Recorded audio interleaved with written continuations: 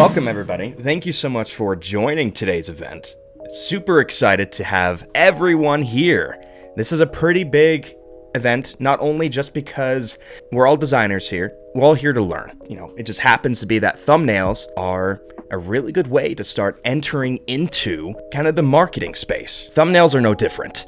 When we are making a thumbnail, we need to take in consideration multiple different aspects. We need to consider the title of the video, the content of the video, the energy level of said content creator, the purpose of the video, and of course asking the content creator what exactly they want this video to do to people. Are we going to be challenging what you might know about said topic? Is it a highlight reel going over some awesome 360 no scopes, right? If you remember those days. Context is everything, and it's going to affect whether or not people are going to click through and watch the video. Now, some of you in here might also be editing the video, and that's important too, of course. That, if the video is not entertaining, people aren't going to watch for very long. But if you're a designer that is not touching the video aspect, you need to work very closely with the video editor in order to be setting proper expectations for the viewer. If people click into a video and it isn't what they thought it is, that's called clickbait. No one likes clickbait, which is why we have to kind of tread this line of being able to tug on people's emotions enough to get them to take an action without being dishonest about setting expectations. I know you guys can't see my current screen right here. I have multiple programs running at the moment. But in the recording, you'll see that I'm actually displaying one of the first thumbnails I had made for this content creator. This content creator, I just showed up in his chat one day and was like, yo, you probably need a thumbnail designer, right? And he's like, yeah. So we started talking, and this was the first thumbnail that I made for him, right? It was a Hyrule Warriors Age of Calamity review, right? Back when this game released, which was ages ago. It's TK's face. He's thinking. He's having a thought about, the topic at hand. We have the Hyrule Warriors logo, and then, of course, the TK preview text, which, in all honesty, is not in a great place. This was one of the first thumbnails back when I was barely entering the thumbnail game. And over time, as I've worked with him for almost 3 years now, we've been able to get to I think a really solid place, right? Some of the thumbnails that I've done for him recently are a lot more elevated, to say the least, right? That Hyrule's Calamity video got 500 views. It wasn't it. But over time, we started hitting videos that were doing around 2,000, then 3,000, 4,000, and then some of them even hitting above 44,000. And I think one of them, which is a reaction video, which this one right here, this one reached around 263,000 views. And I'll post that here in the chat. But there's a lot to consider here, right? The setting of expectations, the title of the video, and what we want people to feel. Right? Because obviously the quality of this first thumbnail here is a lot better than the one that got 263,000 views. Context is important. The time in which you post these videos, what type of moment is happening, what breaking news aspect is currently happening that is relevant to you. TK happened to hop into doing these commentary reviews first in the Smash community. And Smash community is starved for content. That you make a video on Smash and you are just a little bit known and it's going to do numbers, right? But the point being, right, is there's a lot of different factors that you need to consider as a designer in order to make a successful thumbnail, down to the placement, to the way, of course, it looks, and how you're displaying emotion and other elements. The title of the video, the way that the video is edited, the type of emotion, how the video is wanting to kind of continue to keep people's attention, so on and so forth.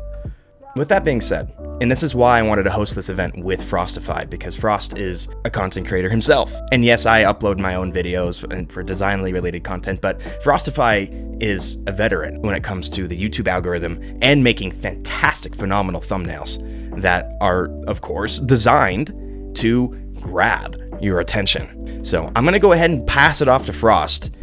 When it comes down to learning the algorithm, this is going to be super tricky because the truth is the algorithm cannot really exactly be learned to the maximum extent, right? YouTube slowly pivoted from educational looking thumbnails, simplistic looking thumbnails, to thumbnails that need to be attractive. Because yes, this is simplistic, this gets the job done, but one of the things that I really wanted to do is explore entertaining graphic design content rather than educational content. It's way easier to go with like the black background with, you know, awesome bright text if you're an educational YouTuber, but when it comes down to kind of like, you know, bringing entertainment and stuff, it's more about attracting the audience's eyes. Yeah, and if a creator cannot provide you a headshot, you need to learn how to design a thumbnail without a headshot, and that's very, very effective as well. More so wider on the YouTube algorithm, when somebody clicks on your video, you've got 3 stages. You've got the impression click-through rate that, like, you know, the person wants to click on the video, then you have to keep them hooked, and then last but not least, you have to deliver. If you don't deliver, they're gonna leave the video angry, and that is not good for your audience. You need to have them hooked, and you need to fulfill your promise at the beginning of the video, and I'll get into that once I get into my later content, which I started implementing these things. I kept going, and I realized that the vibrant YouTube thumbnail wave is definitely like probably one of the best. If you guys have ever looked at YouTube channels like KSI's or you know, a lot of React channels do it, like I know for a fact Cypher Reacts does it. They're very bright and vibrant and very eye-catching, right?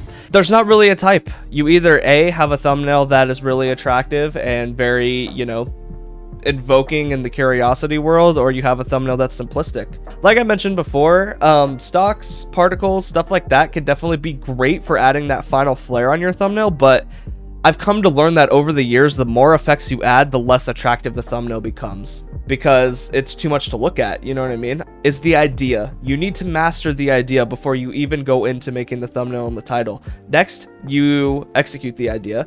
Third, you package the idea, and that is where the thumbnail comes in place, the title and stuff like that. And then the other 2 steps are meant for revising and revisions, because the truth is, sometimes you'll have a thumbnail that doesn't exactly work the best. And so if you have a thumbnail that doesn't work the best, you swap it out. Because I don't know if you guys know this, but when a video is in the algorithm for like, once you swap out the thumbnail, it'll reactivate it into the algorithm. So if you have a video, and I'm like my recent, for example, my recent has absolutely flopped. It's at 176 views. 3 days ago, I'm probably going to end up changing the title and the thumbnail of this today. And what that's going to do is it's going to bump it back into the algorithm, and hopefully it can pick up some speed. So there's a reason why Mr. Beast spends $3 grand on thumbnails, and that's because he's not only purchasing one, but he's purchasing like 20 or 25 or maybe even 30 to keep swapping out if the video ends up flopping in the YouTube algorithm. Just kind of keep that in mind. More thumbnails, the better. And obviously simplicity is key. Is there an alternative for Photoshop? Absolutely, Photopea. It's pretty cool, actually. Like it's almost a replica of Photoshop, but it's all based on the web. When you see something that breaks the laws of graphic design, so sometimes, not all the time, but sometimes, breaking the laws of graphic design in thumbnails can make the thumbnail more attractive. Did color theory affect on different types of...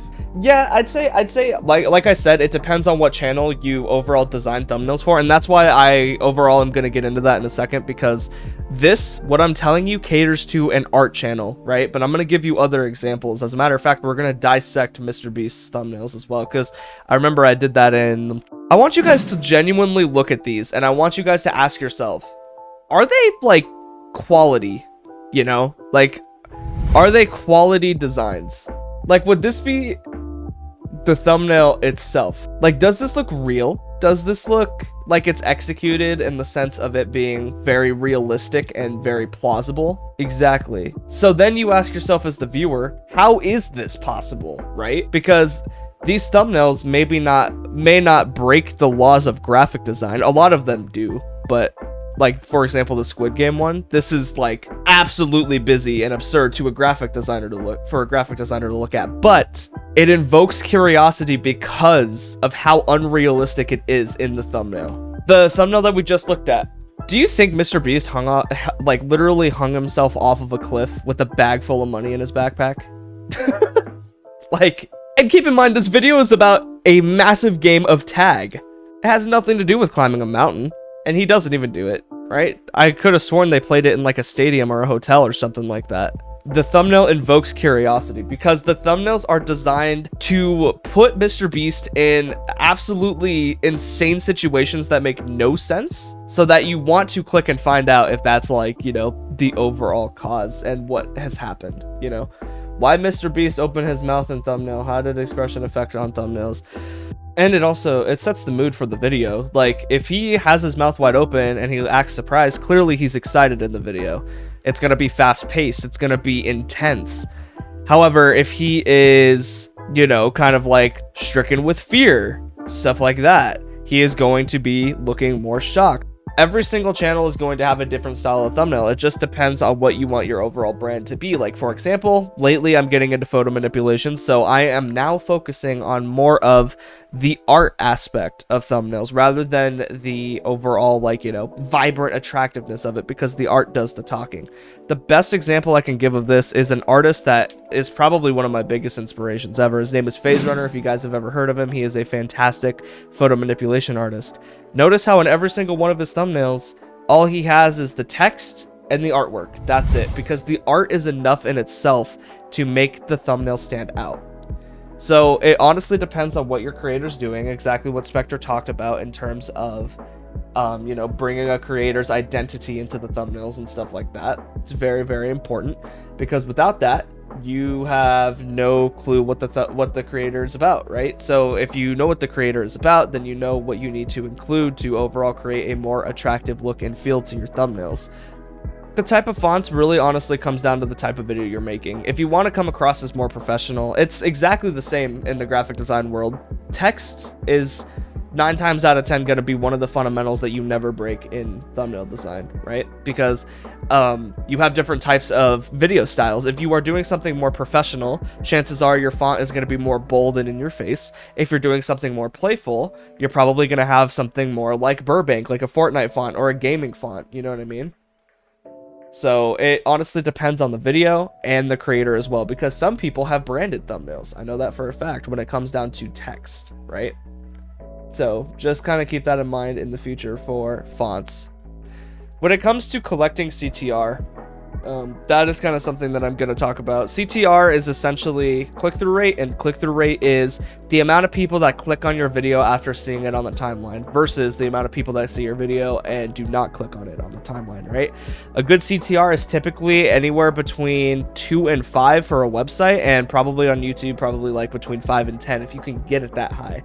9 times out of 10, battling a CTR is very, very difficult. Like, I know for a fact, the portfolio video only got a 10% CTR when it started to go viral, but my recent video only has 5% CTR. So it all depends on how clickable your thumbnail is, how good of a storyteller you are, and stuff like that. One of the things that I really learned from YouTube is that no one really cares who you are until you're, like, you know, actually established. So you can afford to do things like not put your headshot in the thumbnail. You know what I mean? Because chances are no one's going to click on your thumbnail because they don't know who you are. You know what I mean? So if you guys are starting off a channel, it might be better to do kind of like something like this where you just don't have your headshot in it for ages. I decided to experiment with it and include my headshot, but it didn't end up really giving me a lot of growth, because the truth is nobody cares because I am not established, right? It's the exact same thing as if you're scrolling on YouTube and someone goes, thumbnail tips, how to improve your YouTube thumbnails, and it's some random guy in the thumbnail. You're not going to click on that guy because he is not an established source to you. Although you may click on a thumbnail by Mr. Beast that says how to improve your thumbnails, because you know Mr. Beast is an established creator and stuff. So right now, in terms of my YouTube channel, I'm trying to build an audience without having to show my face. So like if I do end up growing larger and larger and larger, people will be there for my artwork rather than me. And then you sprinkle a little bit of personality in there and you keep growing a little bit. It's exactly what Benny Productions did. Speaking of Benny, right? Like, he started off by showcasing his work, but then he started popping off. Did Realistified, it got like 2.4 million views or something like that, and he established himself as a creator. Now he can afford to put his headshot in his thumbnail because he is so recognizable to the art community. Do you kind of get what I'm saying here, guys? Like, The bigger you grow, the more likely you can put your headshot in, because your face becomes more recognizable in the thumbnail, which only makes your thumbnail more stronger at the end of the day. That's why you see videos that have headshots of Mr. Beast in them and stuff like that get millions and millions of views, because Mr. Beast is established and people know who Mr. Beast is.